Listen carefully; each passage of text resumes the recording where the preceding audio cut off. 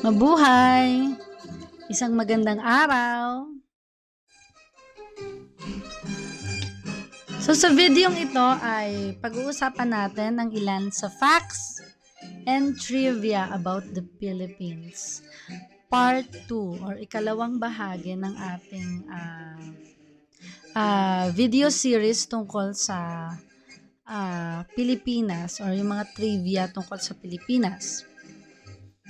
At kung mapapansin natin, kung napanood nyo yung unang video, at mapapanood nyo rin yung video natin ngayon, may mga facts talaga na naituro sa atin or yung iba-ibang libro, may iba-ibang itinuturo, lalo na pagdating doon sa mga dates or sa mga tao or yung mga numbers. So siguro, may mga facts na magko-contradict doon sa nauna kong video. But of course, nung ako ay isa pang mag-aaral, naalala ko yung sinabi sa akin ng teacher ko. Kasi tinanong ko siya, bakit ba, ma'am, iba-iba yung facts pagdating sa history, kaya nga history yan. Parang ganun yung natanong ko, no? Sabi niya kasi, bawat may mga historians daw na nagkakaroon pa ng mas malalim na pananaliksik. At meron din namang mga historian na pinabubulaanan yung mga naunang mga nakita or natuklasan. So tingnan natin, no, may mga ilan lang dito may mga facts lang. So ina-encourage ko kayo na let's do some research din, no. Pero mostly lahat ng marami sa mga facts dito ay yun na talaga. I mean, wala na talagang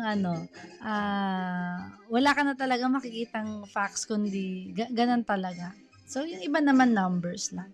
So, simulan na natin, no? Muli, mabuhay, welcome sa aking online class. So, simulan na natin. So, sabi dyan, the first trivia about the Philippines is that the country is made up of 7,641 islands. At only 2,000 of these islands are inhabited and nearly 5,000 still unnamed on global maps. Kaya nga, kung matatandaan nyo, kung hindi ako nagkakamali, nung Miss Universe 1995, kung hindi ako nagkakamali ng 1995 yun, si Miss Charlene Gonzalez ang ating representative nun, nang tinanong siya kung ilang isla daw ang meron sa Pilipinas. So, ang sinagot niya ay high tide or low tide. Kasi daw, syempre, may mga isla na pag high tide, nawawala. At pag low tide ay, nagpapakita.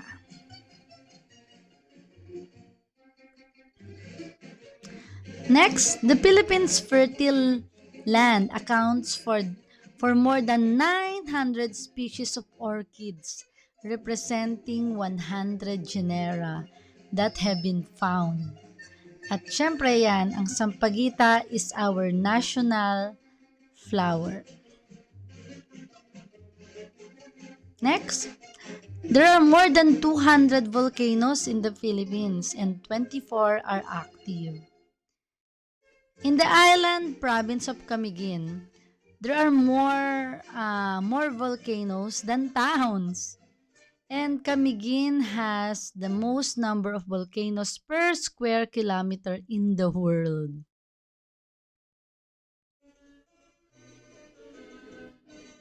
Batanes is the smallest province in the Philippines. And Palawan naman is the largest province in the Philippines by land area. Kumbaga, ang land area niya is 75 square kilometers.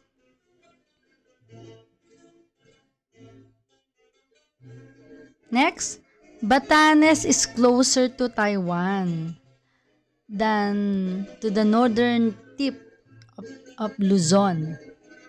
And then Banawi rice terraces was made by Ifugaos thousands of years ago. And then the rice planted at Banawi rice terraces is for family consumption only. Mayon volcano in Bicol is considered the world's most perfect cone-shaped volcano.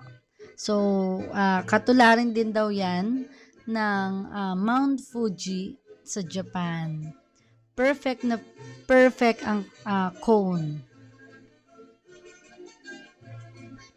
Next, Mount Pinatubo in Luzon created the largest mushroom cloud in the world when it erupted on June 15, 1991. Its eruption ejected 10 billion metric tons of magma and 20 million tons of sulfur dioxide into the stratosphere. Actually, itong 1991 Pinatubo eruption, bata pa bata pa ako nito.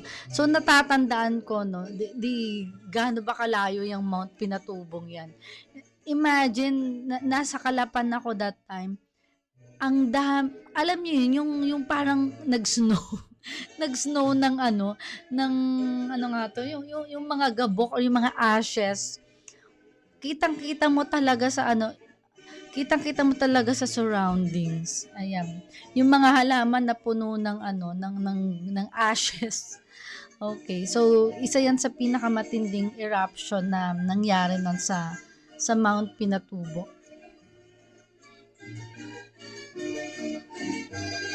So, the highest peak in the Philippines is the Mount Apo in Mindanao, standing 2,954 meters above sea level.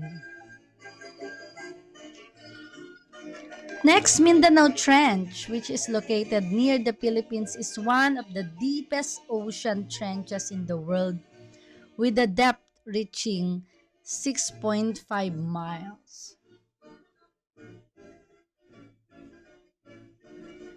The Laguna de Bay is the largest lake in the Philippines. It is located between Laguna and Rizal and measures 900 square kilometers. And then Boracay, Palawan, and Cebu were recognized by the several international travel magazines among the world's best islands. With their own uniqueness and beauty, this is quite not surprising Philippine fact anymore.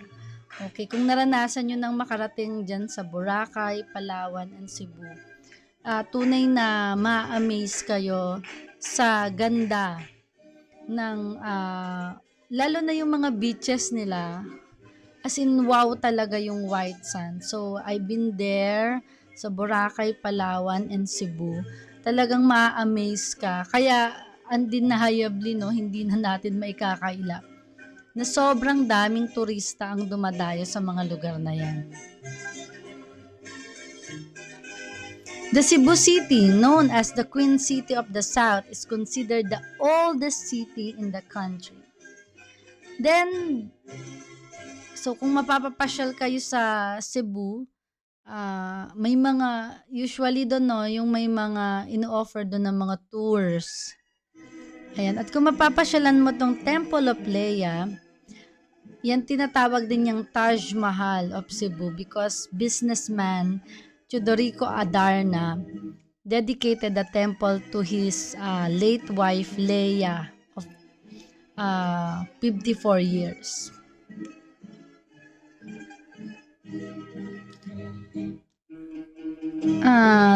While the ruins in Bacolod is considered Taj Mahal of the Philippines, Don Mariano built the mansion in honor of his beloved wife.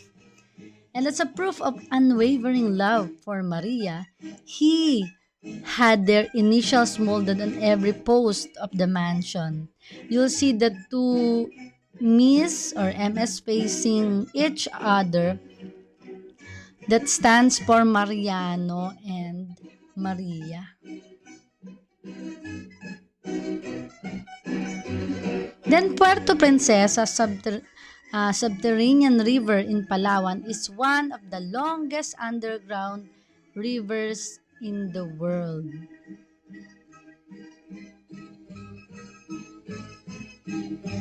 The University of San Carlos in Cebu, founded on 1595, and the University of Santo Tomas in Manila, founded in 1611, are older than Harvard University na tinatag noong 1636.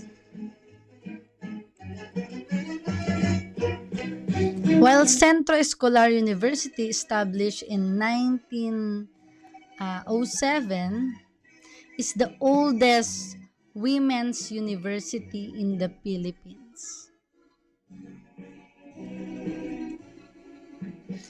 Forced labor built the St. Jerome Parish Church in Morong, Rizal, one of the most popular churches in Rizal Province. According to the Morong Municipal Government's website, the St. Jerome Parish Church was constructed not only by men but also women and children under forced labor. The people had to dig stones from a hill they called Ngaya, lying from the stones of mountain called Kay Maputi, and sand and gravel in the Morong River. The timber that was used to construct the church was also contributed by the townspeople.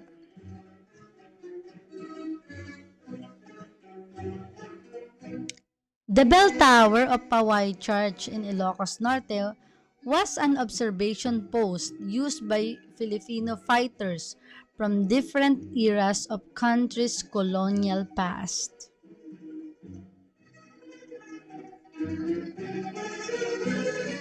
Ayan, yung longest bridge, the San Juanico Bridge that connects Leyte and Samar is the longest bridge in the Philippines. It is 2,162 kilometers in length and 10,620 meters in width.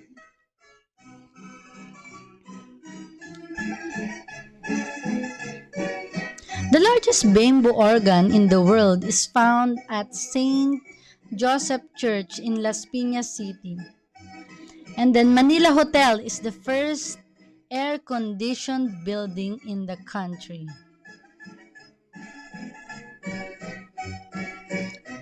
The Harrison Plaza and other areas in Manila used to be cemeteries. O di ba kahit nga yung mga schools natin, di ba? Madalas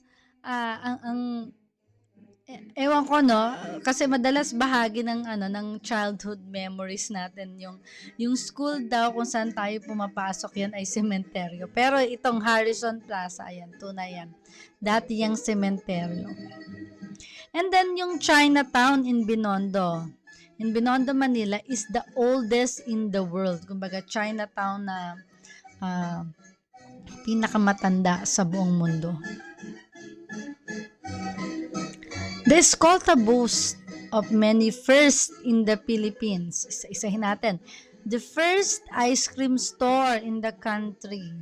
The Clark's Ice Cream Parlor. Next, the first movie house. Salon de Pertiera. The first electric cable car, yung Tranvia. Minsan nababasa ko to, this is Tranvia. The first American-style department store, yung Beck's, and the first elevator at the Burke Building.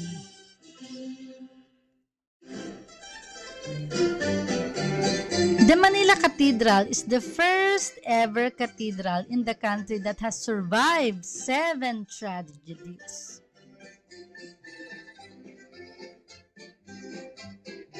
Ayan, actually ito tungkol sa Manila City Hall. Parang ang dami ko ng mga documentaries na napanood tungkol dito. Pero totoo to talaga, no? Manila City Hall, pag tumingin ka sa taas or yung drone shot ng Manila City Hall, mukha talaga siyang kabaong na may cross. At ilang beses ko napanood sa mga docu yung may mga iba-ibang nagpapakita daw. Di umano na may mga white lady, mga bata. Ayan.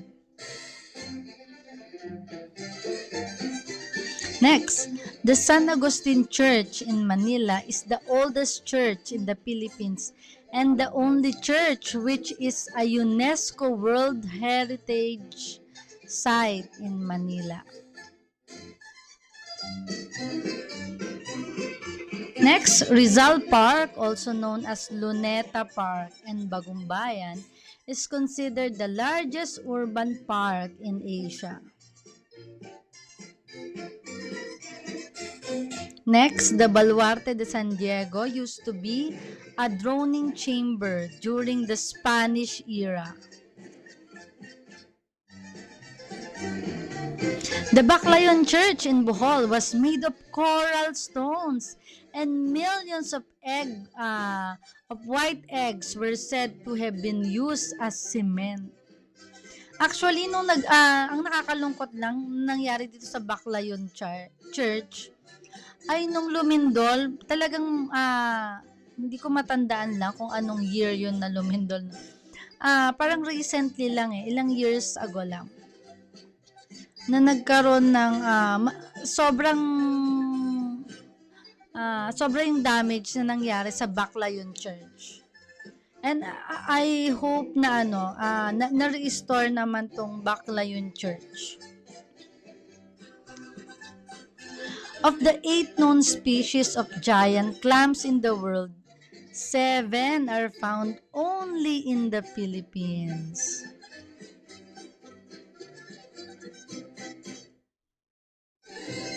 The largest pearl was discovered by a Filipino diver in Palawan Sea, and the 75-pound pearl is valued at $100 million. Wow, sobrang mahal.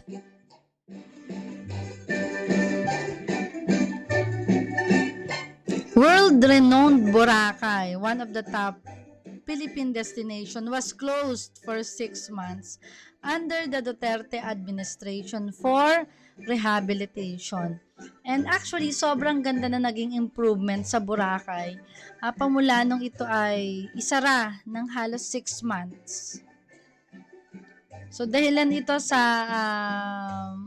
yung about sanitation, para mas mapaganda. At ngayon, parang mas lumawak na yung harapan nung yung sa beachfront, ayan, halos lumawak na yan ngayon. At syempre, lalong gumanda. And then, syempre, carabao is the national animal kasi syempre, yan ang nagpapakita. Yan yung hayop na katulong sa bukid at nagpapakita ng iba yung sipag. Gayon din, ang eagle naman is the national bird. Dati, parang ang Maya naging national bird yan pero pinaltan yan kasi ang Maya daw ay peste. Hindi kagaya ng eagle, parang kino-considered na hari kasi ang eagle. So, yan. Next, among the Philippines fauna are some endangered species like the Philippine eagle, the tarsier, and the mouse deer.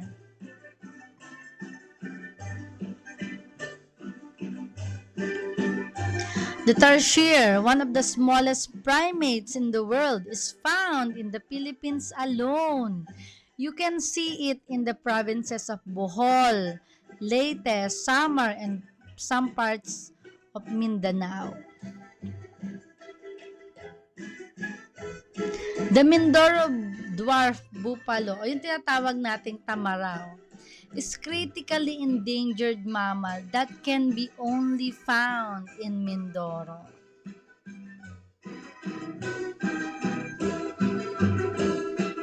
Sinarapan, or ito yung tinatawag na Pandaka pygmaea. The world's smallest food fish can be only found in the Philippines, particularly in Bicol River and in lakes Manapao, Katugday, Bato, and Buhi in Camarines Sur.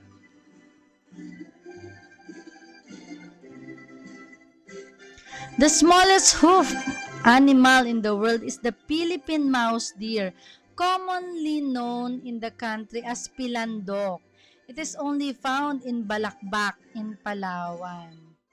At parang natatandaan ko, meron itong doon sa mga pambatang storya. Bida itong si Pilandok. Ayan, the Philippines was named after King Philip II of Spain. So, dyan nanggaling yung pangalang Pilipinas. And Spain ruled the Philippines for more than 300 years, from 1565 to 1898. Intramuros, also known as Walled City, was built to keep the pirates and Moros at bay. It took 150 years to finish this wall. The end result was an 8-foot thick, 3-mile-long wall with 2 forts and bastion of 370 guns in place, manned by a force of 5,000 men and 10,000 reserves. Intramuros stood as perfect illustration of the discrimination at the time against the natives called Indios.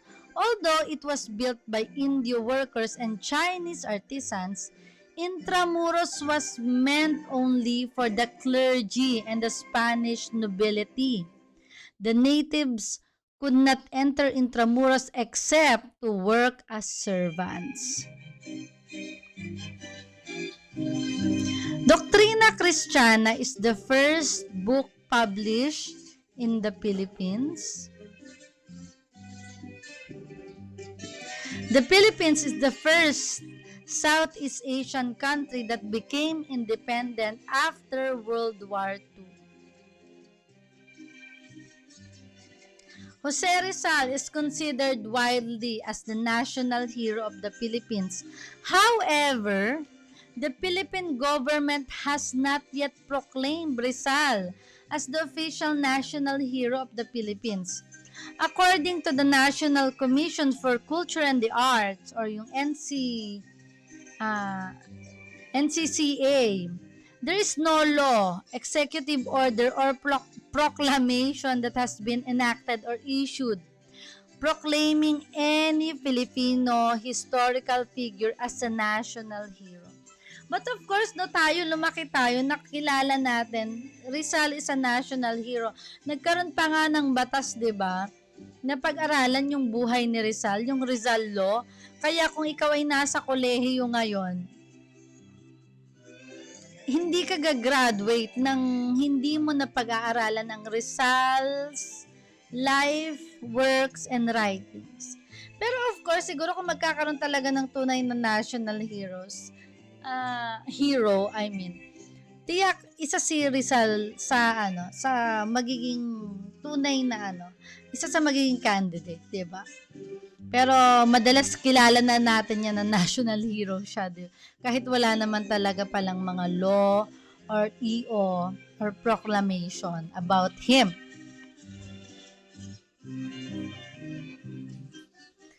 The original Philippine flag was sewn in Hong Kong.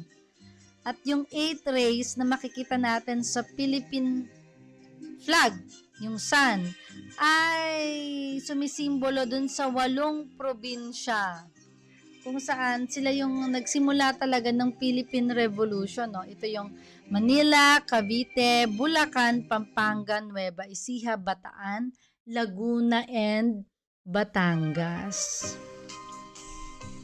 Sila yung mga 8 probinsya na naghimagsik talaga laban sa paniniil ng mga dayuhan. At yan yung 3 stars naman sa watawat natin. Nagre-represent yan sa Luzon, Visayas, and Mindanao. Ayan. And then, syempre may mga rule tayo sa sa Philippine, kapag iwinawagayway o itinataas ang bandila natin.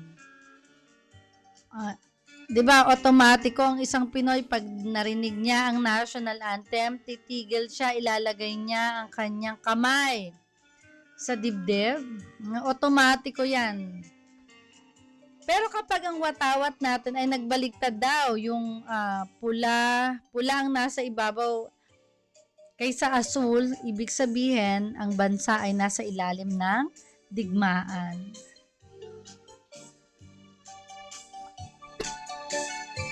Dumako naman tayo sa sapatos. Ayan. The world's biggest pair of shoes was made in Marikina in 2002. The wingtips measured about 17.4 feet in length and 7.9 feet in width and almost 6.6 feet in height. Their cost was 2 million Philippine pesos. Kasi 'di ba sadyang sa Marikina 'yan ang shoe capital of the Philippines. Kasi nandiyan ang mga mura at saka matibay na mga sapatos. The bayanihan or spirit of kinship and camaraderie which Filipinos are famous for are still alive. This is definitely one of the best facts about the Philippines that people know about. Siyempre, bayanihan talaga. Filipinos love celebrations. In fact, they have a lot of Philippine festivals where they celebrate town fiestas usually in honor of patron saints.